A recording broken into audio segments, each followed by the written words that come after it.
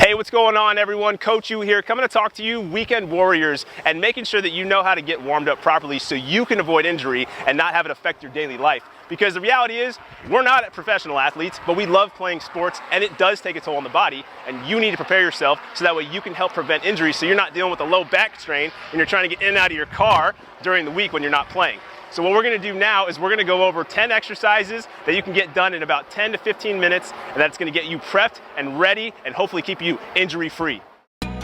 We're starting with swimmer hovers, and this exercise is a great way to get those shoulders fired up, the upper back muscles, the neck muscles, and you can get the glutes fired up here as well. The key with this exercise is to create as much space away from the ground with the hands and the arms, and make sure that you're moving at a slow and controlled pace. Next, we're going into the scorpion. This is going to help open up our chest and our back, get a little bit of rotation introduced. Remember, during the day, we typically are very forward rounded, and that's due to computers and driving and phones. So we want to make sure that we're opening up the chest and the shoulders and getting a little more rotation going back. Next up is the adductor rock. You're going to take a deep breath in and you're going to exhale as you drive back.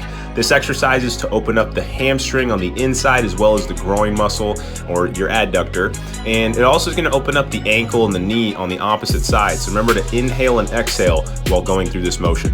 Next up, we have the Spider-Man rotation, and this is going to help open up the hips, the upper back or your T-spine, and then that shoulder that's driving through the ground. And what you want to make sure that you're doing here is taking a big deep breath in as you reach down to the ground and rotate open and exhale and reach to the sky. Don't let the arm fly back, but think about reaching the fingertips up as high as you can as you take a big exhale out. Next, we're going into the glute bridge march, which is going to fire up those hips, it's going to fire up the glutes, and it's also going to get that core to work in a stabilizing position. What you want to do here is make sure that you're driving through the ground with the elbows and you're driving through the ground with the heel that's staying on the ground. If you want to make this harder, go on ahead and drive the hands to the sky and flex those arms hard. What I also want you to make sure you're not doing is allowing the hips to sway side to side, but keep them as stable as possible the whole time. Next, we're going into the inchworm, which is going to open up those hamstrings, the core, and it's going to get those shoulders fired up. You tiptoe walk forward till that butt goes to the sky with the legs as straight as possible, but don't force it. Stay within the range you can handle.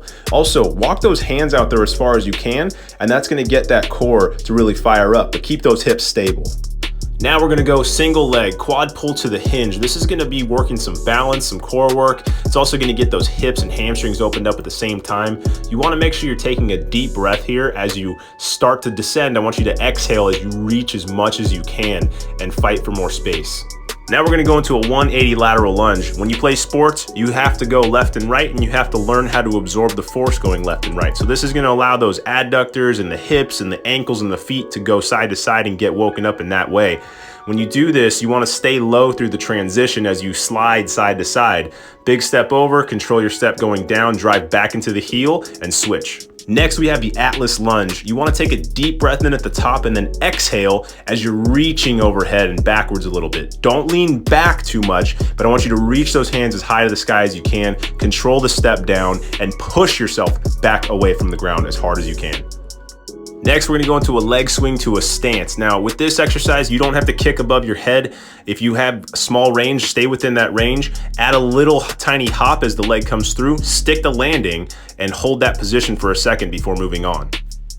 Now I want you to do your best robot impression, except I want you to do it in the bear crawl position. When you pick up the foot, make sure that you're not taking a huge step. Small steps with the feet, bigger steps with the hand. Opposites go at the same time. Next up, we're gonna walk like a duck. I want you to try to get as low as you can. If you can't get this low, don't worry, you stay a little higher. But what the key is, the chest is tall, arms are tight, core is tight, and we're rolling the heel to the ankle, and we're trying to get those toes to dig into the ground every single time we push off. Because walking like a duck or a bear wasn't enough, we're gonna do a monkey crawl. I love this exercise because it's gonna open up the hips and the groin and the shoulders. Have fun with this one, it's a good one. Now we're gonna start getting a little bit more dynamic. So we're gonna hop into a skip pattern, just nice and easy, get the feet warmed up, getting used to jumping and landing. Then we're gonna go into a lateral hop with an arm swing. Get those arms going back and forth, pushing off side to side. Make sure that you're driving the ground away every time you take a step. Then we're gonna go into the CARIOCA or the CARIOCA. Make sure that you're driving hips. Make sure the hips are rotating as the feet move. Then we got the lateral shuffle to stick. I want you to work on pushing off and then hold. push off, push off, push off, hold. This is important because you have to do this in a game.